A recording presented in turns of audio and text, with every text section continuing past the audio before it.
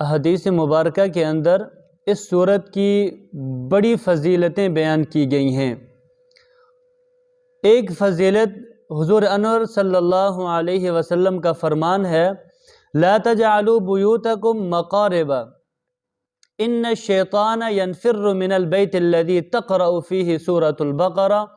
آپ علیہ الصلوۃ والسلام کا فرمان ہے کہ اپنے گھروں کو قبریں نہ بناؤ، یعنی ذکر اور تلاوت سے خالی نہ رکھو۔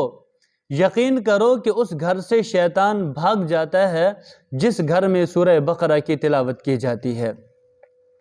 ایک فضیلت کہ سورہ بقرہ کی تلاوت سے گھر سے شیطان بھاگ جاتے ہیں، اور دوسری اس کی فضیلت کہ اگر پوری سورت نہیں پڑھ سکتے تو کم از کم اس سورت مبارکہ کی 10 آیات مبارکہ پڑھ لو۔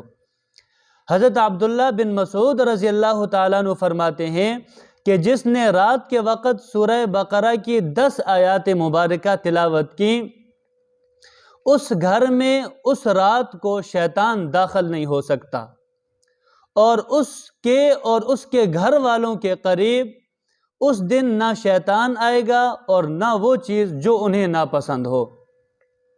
اور وہ 10 آیات مبارکہ 4 آیات مبارکہ شروع کی، یعنی شروع سے الف لام میم ذالک الکتاب لا ریب فیہ 4 آیات مبارکہ ابتدا کی، اور 3 آیات مبارکہ، 1 آیت الکرسی اور 2 آیات مبارکہ آیت الکرسی کے بعد 3 یہ ہو گئیں، اور 3 آیات مبارکہ آخر کی، یعنی آخری رکوع للہ ما فی السماوات و ما فی الارض کے بعد کی۔ یہ 10 آیات مبارکہ پڑھنے کی یہ فضیلت ہے کہ نہ اس گھر میں شیطان آئے گا اور نہ ان کے قریب کوئی ایسی چیز آئے گی جو انہیں ناپسند ہو۔ اور اس کی تیسری فضیلت یہ ہے کہ سورہ بقرہ اپنے پڑھنے والے کی سفارش کرے گی۔ نبی اکرم صلی اللہ علیہ وسلم کا فرمان ہے کہ قرآن کریم کو پڑھا کرو، اس لیے کہ قرآن پاک قیامت کے دن اپنے پڑھنے والوں کی سفارش کرے گا۔ اور اس کی ایک فضیلت یہ ہے کہ جو شخص سورہ بقرہ پڑھ لے گا اس پر کسی کے جادو کا اثر نہیں ہوگا۔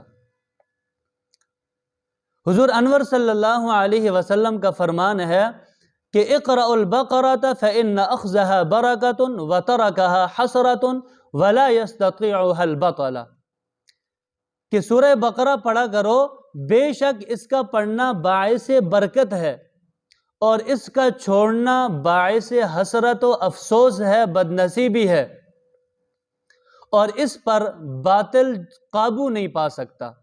مطلب یہ ہے کہ اس کے پڑھنے والے پر کسی کا جادو اثر نہیں کر سکتا۔